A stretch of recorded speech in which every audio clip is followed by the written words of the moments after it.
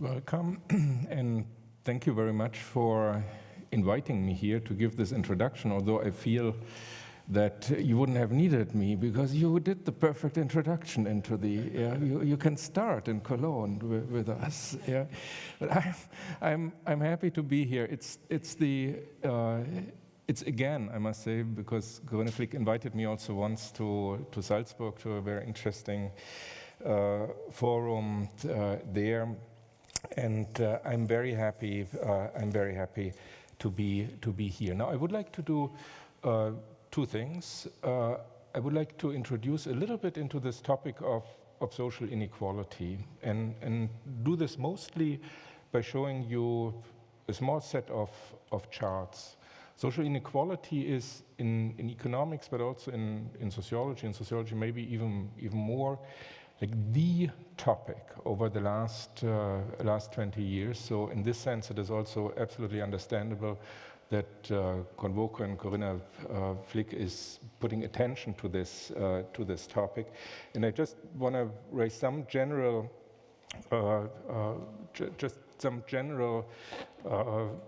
parts of this research. But then, secondly, I would like to introduce also Francisco Ferreira as the main speaker, of course, So let me start with social inequality. You may say that in economics and also in sociology, to the extent it deals with economic issues, there are two questions that stand in the foreground. And the one is the simple question: how do we get more? Yeah, so that's the question on economic growth. The second question is the question: who gets what? And that is the question of distribution and the question of social inequality. Now, the first question, how do we get more, you may associate very well with Adam Smith and his work on the wealth of nations, where it says already in the title, and economists then think about institutional conditions, demographic conditions, climate conditions, behavioral conditions that make economies grow. And this question of growth of the economy is in our societies largely uncontested. Largely, I say, because there have been, since the 18th century, of course, in Romanticism, but also in social reform movements, and today, of course, in connection with environmental issues, there has been criticism of growth and the growth paradigm. But by and large, there is a social consensus that growth is something that is desirable. This is very different when it gets to the second question, the question who gets what, which is a much more contested question, and maybe even, I would say, the most contested question in at least any modern society. Whatever is produced in a country needs to be distributed, but to whom, and based on what claims. And this is where the question of social inequality comes in, which has different dimensions. And the most important, and this is also the dimension which stands in the foreground tonight, is the question of the distribution of material goods. But this is not the only issue. We also talk about status inequalities or inequalities of rights, which is, of course, a very prominent struggle, especially in the Enlightenment period, but all the way till today, but also inequality of healthcare and education and other services and access to services. Now, we tend to think that these inequalities are organized along meritocratic lines today, but indeed a lot of inequalities organized along categorical lines and descriptive criteria. So, belonging to a group, gender was one issue that was already mentioned. religious affiliation, race, caste, family, heritage are categories that have impacts on social inequality and lead to what the American sociologist Charles Tilly has called durable inequalities. Now, social inequalities lead to a hierarchical ordering of societies, and this hierarchical ordering raises questions of legitimacy, social justice, and also but efficacy. It is because what is legitimate, what is just, and what is efficient are all contestable questions that social inequality is such a controversial question. Beyond brute force, all societies must somehow find, on some level, agreements on what makes it justified that some members of society receive more than others. And these can be beliefs that are anchored in religious belief systems. It can be belief systems that are anchored in normative theories of social justice, and this is something that Francisco will also talk about. So let me, before I come to introducing Francisco, just give you 4 or 6 charts here that tell you a little bit what is being done in social inequality research and what are some findings. And here, one of the important research part is to simply establish the inequalities or the distribution of things. And here you have a distribution of wealth. This is also surprising because most people don't think that wealth is as unequally distributed as it is. Yeah? And here you see, different. So simply establishing, what are actually the inequalities in a society is one very difficult research and important research task.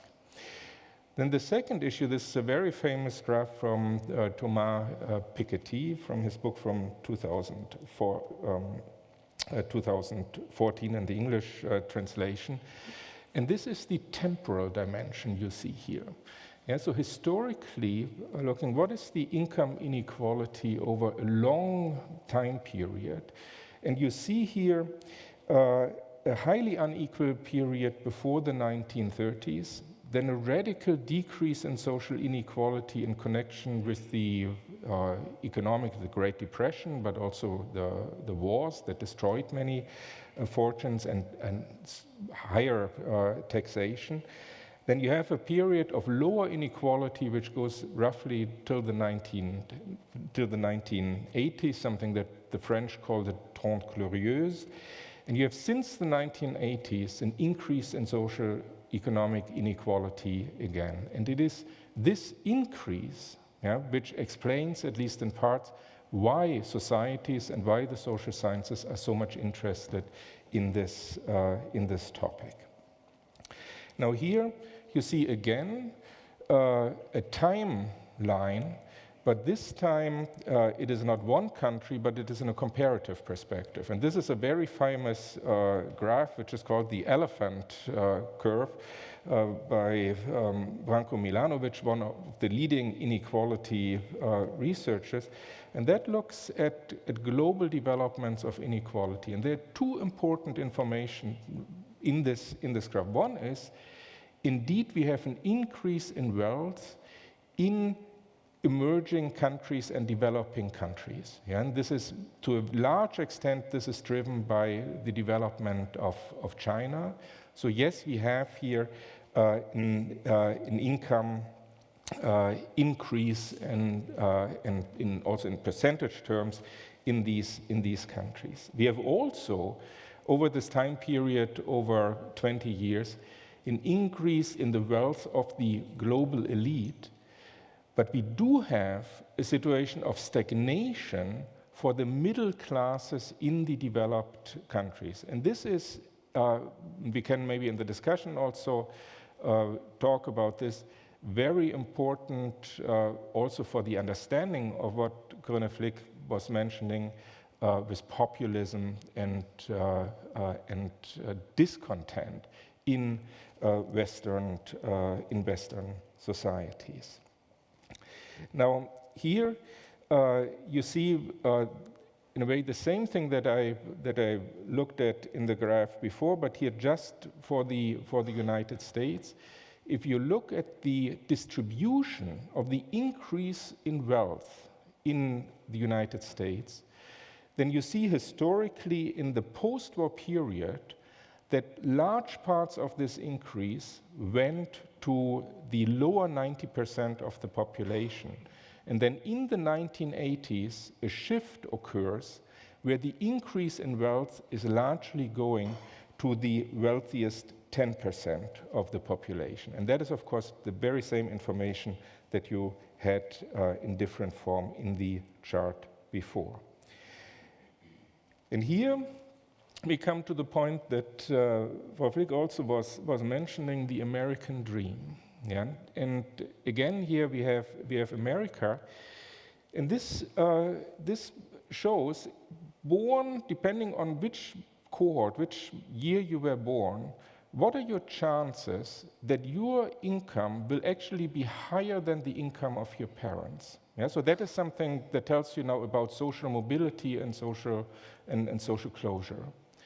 And while the baby boomer generation, coming out of the Great Depression, had a large chance to actually have social mobility, the generations that are born much later, for instance, the generation that is the latest here in 1980, had a high probability that their living standards would be lower than the living standards of their parents. That's a very current experience of the younger generation. And it is one that is vastly important also for the political and social integration of our societies. And this is the last chart I want to show you. And this is another aspect, and Francisco will also talk about this, that is important in research on inequality, namely what are actually consequences of inequality. And there are many, but one dramatic one is shown here in this graph. Depending on where you stand in terms of the distribution of social inequality, you have very different life expectancies, which here again for American society diverge for women up to 15, for men up to 15 years. So depending on whether you are a member of the upper class or a member at the lower bottom of the of society, you have radically different expectations with regard to the length of your life. Now, this brings me now to introducing Francisco Ferreira to you, who is one of the most prolific writers and researchers on this topic of social and economic inequality. Prof. Flick said already, he is a professor at the London School of Economics. The London School of Economics is probably right now the center, I would say, worldwide on inequality research. He is a student of the London School of Economics, but was for many years, more than 20 years, not at the New School, but was at the World Bank, where he was working in research departments at the World Bank. Among others, he had the position of being the chief economist for the African region. But then in 2020, he came back to the London School of Economics, where he is the Amartya Sen Professor of Inequality and Director of the International Inequalities Institute. The research of Professor Ferreira centers on the topic of social inequality with a focus on questions of the consequences and causes of inequality in the developing world. Professor Ferreira is born in Brazil. Prominent topics are health and education and their relations to social inequality, programs for poverty reduction, and work that tries to improve our abilities to know the facts regarding inequality and the consequence of inequality by establishing measurement tools. So methods development is one of the important issues in this research field. Professor Ferreira is interested in normative questions of social inequality, which is of course quite apt for somebody who has a professorship which is named after Amartya Sen. And so today's lecture will also focus on this question, the relevance of equality of opportunity for the development of social inequalities. Please welcome with me Professor Ferreira.